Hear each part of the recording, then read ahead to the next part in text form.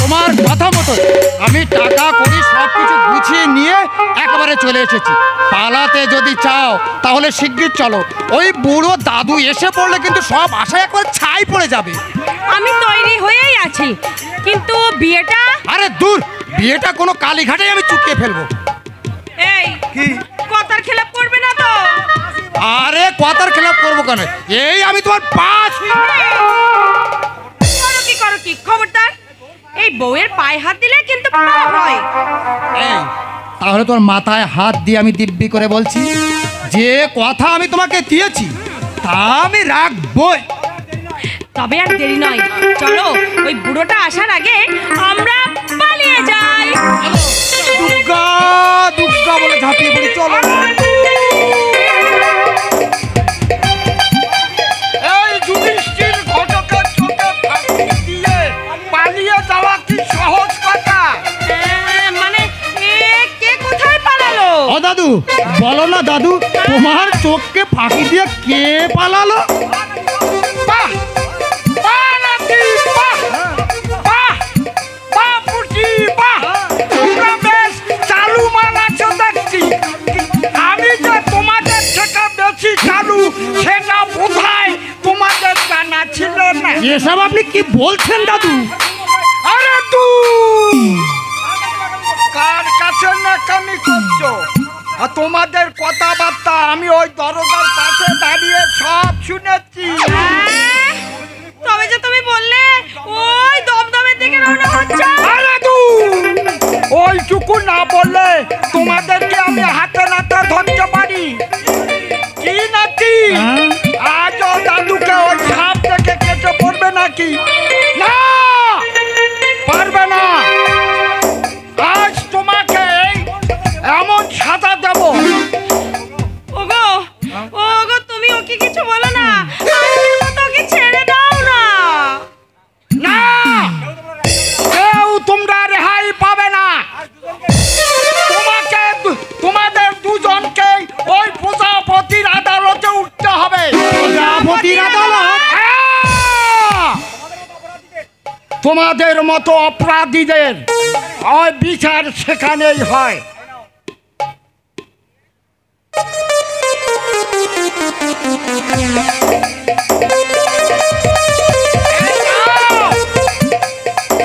নাও বলছি।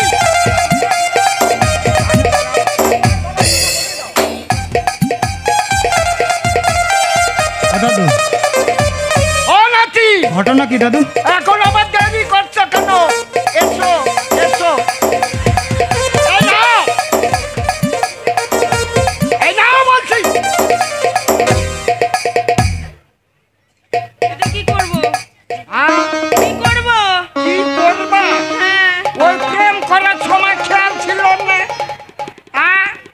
দাদুকে সাপ দেখে কেটে পড়ো, কুমড়ো ছদ্মবেশ ধারণ করো। নাও, দুজনে দুজনের গলায় পরিয়ে দাও। কি বলছো গো? এসব এসব ওরে পুটি, হ্যাঁ, এসব একদিন বলবো বলেই তো তোমাকে আমি বাড়িতে এনে রেখেছি। নিজেই বিয়ে করব বলেই এতদিন তোমাদের আমি ভয় দেখিয়ে এসেছি। দাদু, আরে তোমার হাতে, বুঝলে, হ্যাঁ। তোমার হাতে হ্যাঁ। তুলে দেবো বলে হ্যাঁ, তোমাদের গুপ্ত প্রণয়ের কথা জেনেও আমি কোনো কিচ্ছু বলি। আহা, আরে তোমাদের মধ্যে প্রকৃত ভালোবাসা গড়ে উঠবে বলে আমি বারবার তোমাদের লাঠি নিয়ে তাড়া করেছিলাম। কারণ কারণ কি? কারণ আমার বিষয় সম্পত্তি। ওরে ফটকা, হ্যাঁ, ওরে পুটি, হ্যাঁ, আমার বিষয় সম্পত্তি ভোগ করার মতো উপযুক্ত স্বামী স্ত্রী না হলে আমি আপনার সম্পত্তি? ওরে ফটকা, তোমার আর সূর্যমুখীর নামে লিখে দিয়ে তাহলে আমি তীর্থে চলে যাব। তুমি তীর্থে যাবে? হ্যাঁ না দেবো। নাচবো। হ্যাঁ ফটি, আজ সন্ধ্যায় পুরুত ডেকে শাস্ত্রীয় মতে তোমাদের বিবাহ কার্য শেষ করে আমি তীর্থে চলে যাব। নাও মালা বদল দুটো ছেড়ে নাও। দাদু, দাদু, দাদু মালা বদল সেরে নেবো? দাদু,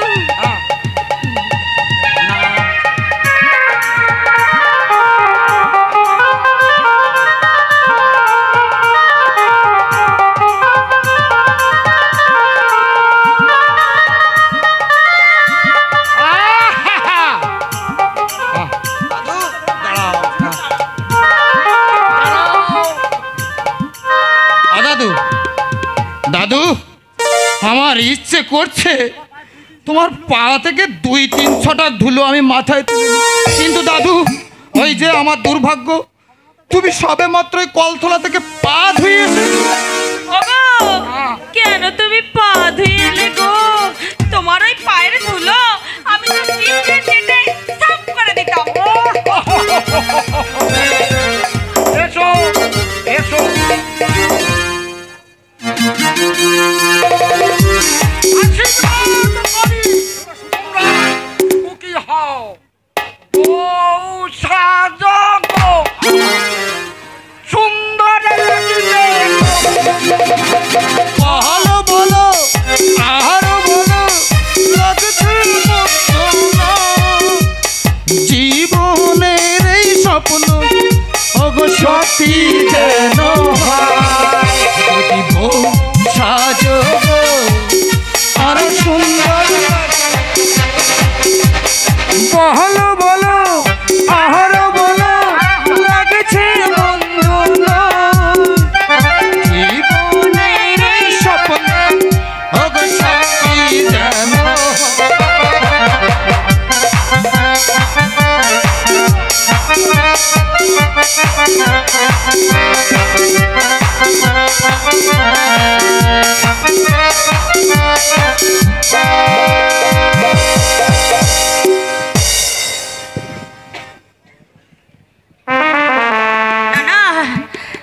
আর আমার জল ওষুধের কোনো প্রয়োজন নেই। তুমি শুধু সেই দিনকার কথাটা বলো। সম্পূর্ণ মিথ্যে। ওই ছোট বউ আর তমাল ওষুধের সাহায্যে তোমাকে অজ্ঞান করে ওই উত্তমের পাশের বিছানায় তুলে দিয়েছিল। এতদিনে আমি শান্তি পেলাম। এতদিনে দুর্ভাবনার বোঝাটা মাথা থেকে নেমে গেল। কিন্তু আমার পাগল এখনো আসছে না কেন গো? গোপীনাথ কখন তাকে ডাকতে গেছে?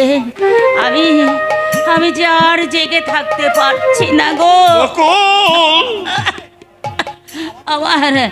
আমার বড্ড ঘুম পাচ্ছে। চুপ করো, তুমি চুপ করো বকুল। তুমি কথা বলো না, তোমার যে বড় কষ্ট হচ্ছে। তোমার বকুলের ঝরে যাওয়ার সময় হয়ে গেল গো। না, না, আমার কথা ভেবে তুমি কখনো কষ্ট পেও না। বকুল, কিন্তু পাগলের সঙ্গে আমার শেষ দেখাটা পাগল বৌদি, আমার পাগলের কণ্ঠস্বর। পাগল বৌদি,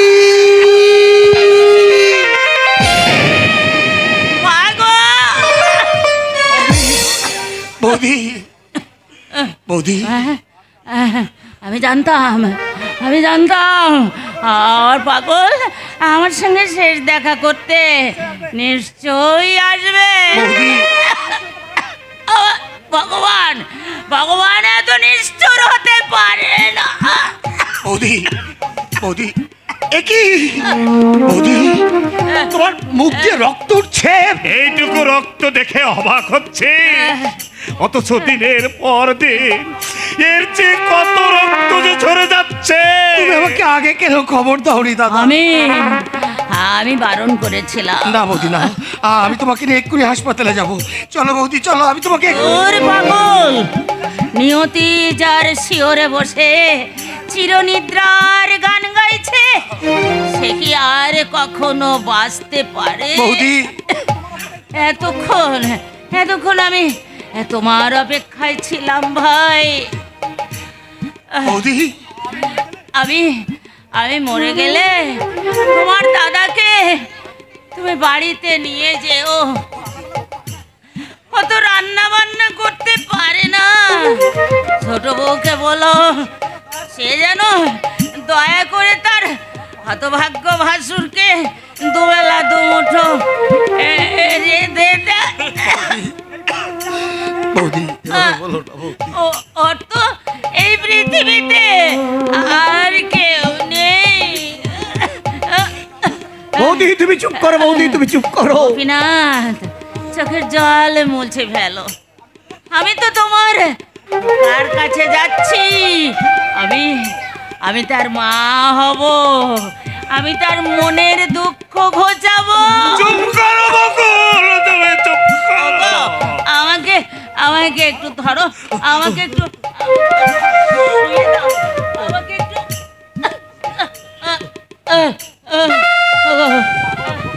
পাগল তোমরা। গোপীনাথ, আমার কাছে এসো, আমার কাছে এসো। এই দেখো আমার পাগল কাঁদছে। দূর পাগল, কাঁদতে রে। আমার যে যাত্রার সময় এসেছে। ওগো তোমাকে আমি দেখতে পাচ্ছি না কেন? ওই দেখো জমদূত আমার চুলের মুঠি ধরে টানছে। আমার পাগল কই? ওগো তুমি কোথায়? গোপীনাথ, আমার পাগল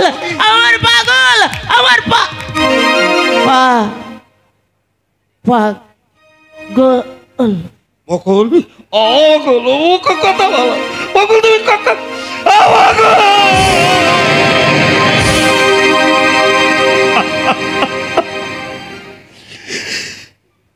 গোপীনাথ, এই ভালো হলো। মৃত্যু বেঁচে থেকে মৃত্যু যন্ত্রণা ভোগ কর পারছে, মরে যাওয়াই যে ভালো। যাও গোপীনাথ, চলো বকুল, তোমাকে শ্মশান চিতায় তুলে দিয়ে আমি গঙ্গার জলে আশ্রয় দেব। গোপীনাথ, যাও, তোমার বৌদির সৎ কাজের ব্যবস্থা করো। আমি যাই।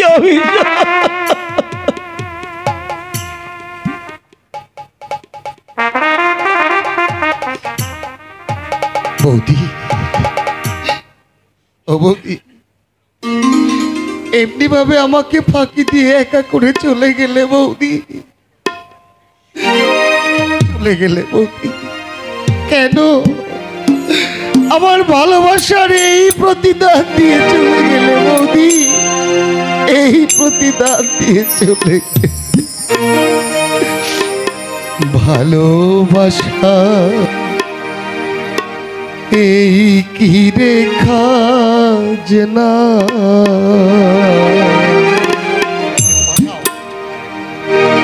ভালোবাসা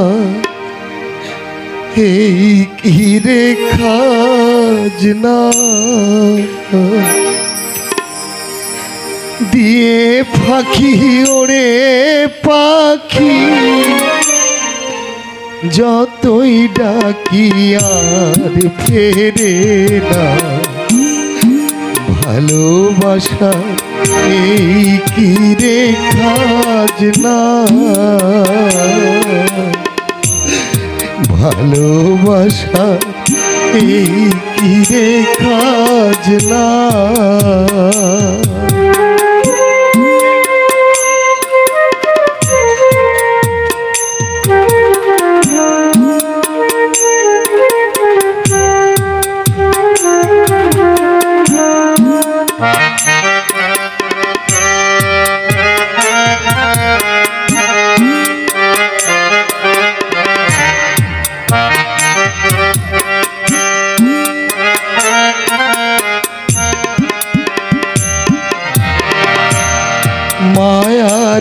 খড় খোটা দিয়া যে বাসা বাঁধিলি, আকাশের ডাক শুনে কি তারে ভুলে গেলি, মায়ার খড় খুঁটা দিয়া যে বাসা বাঁধিলি,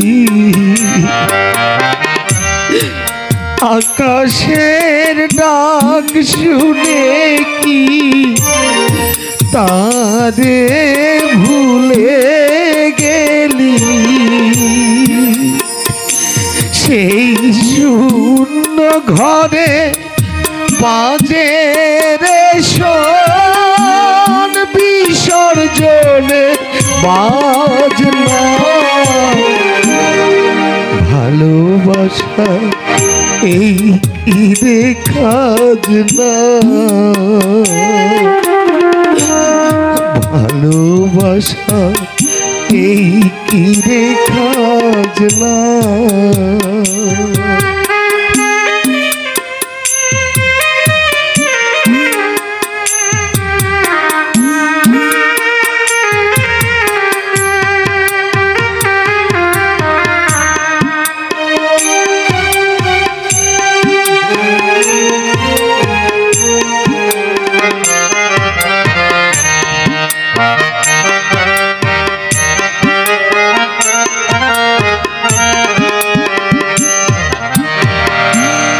তবে কেন আপন আপন করে মিছে মরি, ছায়ারে বাঁধিতে চাই দুবাহু করি, তবে কেন আপন আপন করে মিছে মরি, ছায়ারে বাঁধিতে চাই দুবাহু করি, ফাঁকি দিয়ে পালায় ছায়া